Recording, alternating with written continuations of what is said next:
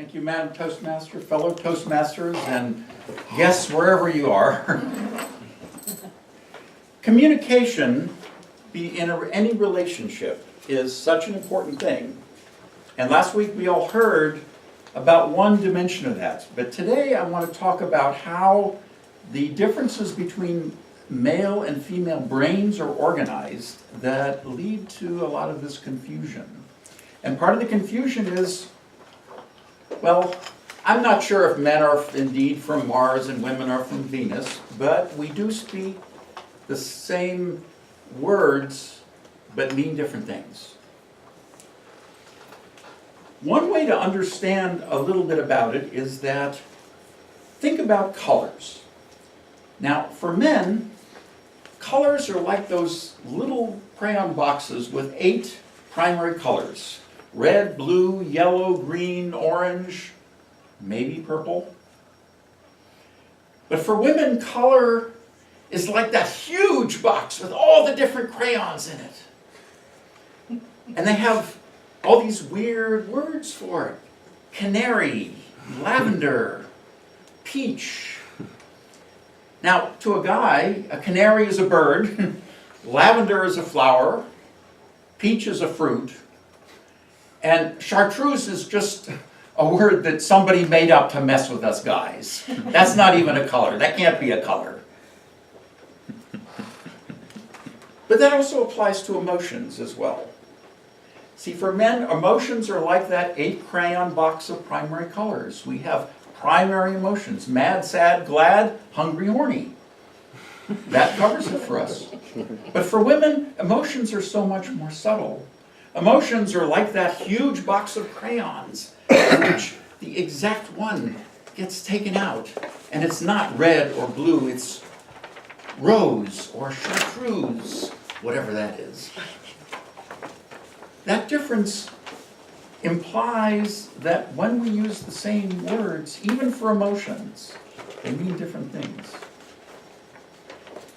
Now, one of the challenges that was discussed is when you hear the other person say, the female person say, fine. And as was pointed out, when she says fine, it's not fine. But remember that communication is 90% nonverbal. In other words, it's not in the words themselves, it's in what's underneath the words. In other words, the true message emerges in this nonverbal way. The tone of voice, the facial expression, the body language.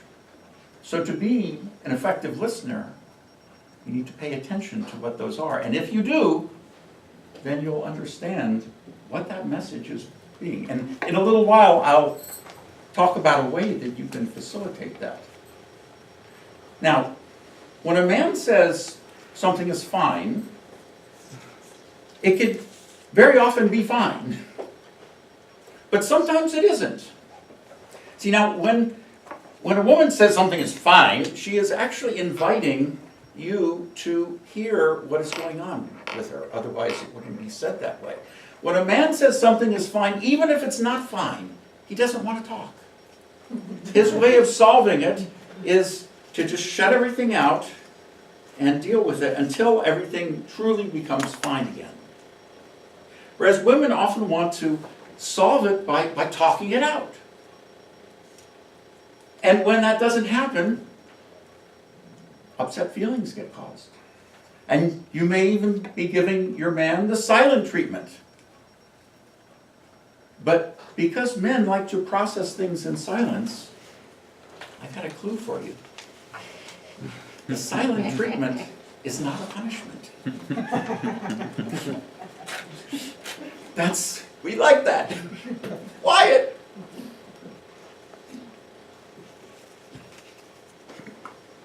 Now, when it comes to listening, it's important for both sides to pay attention to all of these factors. So, again, if a man says it's fine, it may be fine, but it may not be. But either way, he probably wants some quiet to process it. Now the same applies to the word nothing. What's wrong? Nothing. When you hear that, you know that it's something. It's not the word, it's what's underneath it. When a man says nothing, and this may be hard for you ladies to understand, but there's a part of our brain that contains nothing. So oftentimes when we say that it's nothing, we're in that part of the brain where there is literally nothing. And so you can talk all you want, but if there's nothing there, there's nothing to talk about. Now here's how you can understand and get to that emerging message. It's using a word that'll cost you 10 cents every time you're in this room, but since there's no counter out of this room, it won't cost you a dime. And the first word is so. And then the second word, which is sometimes optional, is you. So here's how it works. How are you doing? Fine. So something is troubling you. Okay, get the message. And then you'll hear something that actually only women say, and that is, well, if you don't know, I'm not going to tell you. Chances are most of us have heard that or said that. That's something that can be tracked as well. This so is what's called tracking. And you can hear more about it if you come to one of my seminars. End of shameless plug. But in response to that, then see that's something else which emerges that so you feel that it should be obvious that it's understood about what's happening. Well, yeah. I mean, again, how do you? And since I don't get it, it would help to understand. Okay, so it may or may not work. The point is to follow them wherever they go. And if you're a woman trying to track a man, the same thing applies.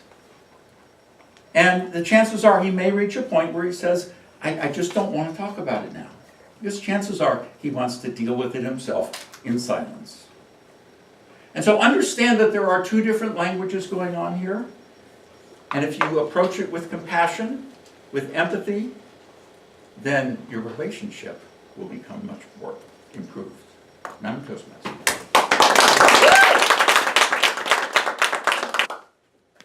Thank you, Madam Toastmaster and fellow Toastmasters. I am here to evaluate Arnie's speech, which was the same as Caitlin's speech. He was giving his speech on vocal variety. And I just felt like it was an amazing speech. I love what you had to say, and I just felt like it had good information that we could all use, because we're all involved in relationships. And so I really appreciated the topic. I believed it was one that we could all relate to. So I love the topic selection. The volume I thought was great. You would raise your voice at certain points when you were trying to make your point, and you would lower your voice. The rate of your speech was perfect. The pitch, the quality, the pauses that you used were appropriate when used. The expressiveness, I really appreciated the comparing of language to a box of crayons. That was very effective, and I could relate to that in dealing with my own husband. It was amazing. And the organization, the flow was perfectly put together. Loved the examples used, the word usage. The body language was very natural and expressive. So at all those areas in which I am to rate you on, I felt you did an excellent job. This speech was helpful, useful to me to emerge out of my illusion that men do not have part of their brains that are full of nothing. And as far as things that you could have done or shouldn't have done, I didn't feel like I did not feel you should have addressed the guests since they weren't here. I guess that's just out of habit, but I have to say something. So the other thing is you used the phrase "used upset feeling get caused," and I think that might have been better said as feelings get hurt. Other than that, you used the word of the day twice. I found your speech funny, entertaining, and important. Loved the way you opened and closed the speech. Excellent job today. You did a very nice job, and I'm happy to have the opportunity to evaluate you. I'm looking forward to your next speech.